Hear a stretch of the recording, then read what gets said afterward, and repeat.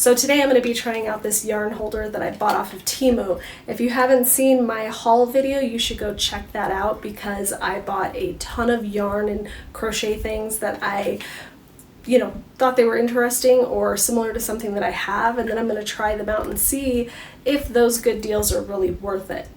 So be sure to hit the like, subscribe, and notification bell because you don't want to miss these deep dives so that you're not spending money on something that might be junk. So this yarn holder I got for super cheap.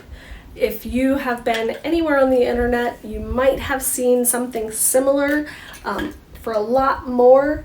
Me personally, I really like the designs of those really expensive ones, but I cannot fathom spending that much money for something that I may not even like. So this is a good primer if you really love the look of those, to maybe try one of these first to see if you even like the concept. So originally I gave this a 4.5 for the price, for the design, for the quality of it. It seems very sturdy and that it will, hold up. But I wasn't sure how functional it was going to be. So we're supposed to put a cake on this little spindle and then be able to work our project on the go. So I'm going to go get a cake of yarn and put it on and we'll give it a go. Okay, I've kind of zoomed in onto the actual yarn holder. The item itself, the way that you have to put it on is take off the little carabiner clip. Let's see what's the easiest way this is going to work to be able to get the yarn, and this comes apart too, so it is very portable. But we're going to put our yarn, I'm guessing we got to get pretty good at the center of this so we don't end up having tangles down the line. I guess we can always pull it off and recenter it if we need to, but then we put our clip back on. Which way does it open? Here we go. Getting stuck. All right. Okay, it is on there. This is one of my Temu yarns that I got, the acrylic, so I'll be doing a little bit more of a deep dive in that as well.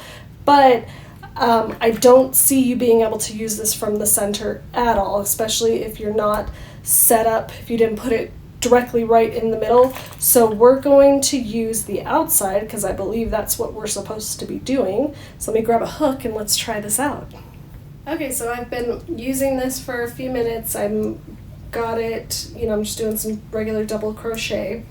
I have it set and you'll see that it kind of like winds up on around the post and the clip here, but it doesn't kind of get stuck. Like it'll keep on coming, and then every once in a while I can just give it a little twirl and it comes undone, and then I can keep going. And realistically, if this was just sitting in my lap, I would be pulling some slack on it, and you can see that it spins very easily. I can probably come down here a little bit more. All of the part of it is up kind of near the top, but you can see that it spins really easy, so I can get slack on it pretty quickly.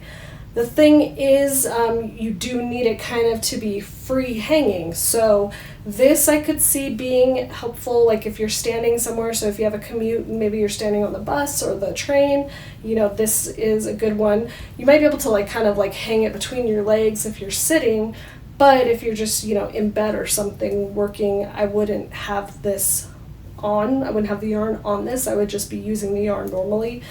So it is definitely more of a travel item, more when you're actually standing, if you're watching a game, maybe the kids' game, wanting to work at the same time, you can have this and cheer them on as well as sit there and crochet at the same time or knit at the same time.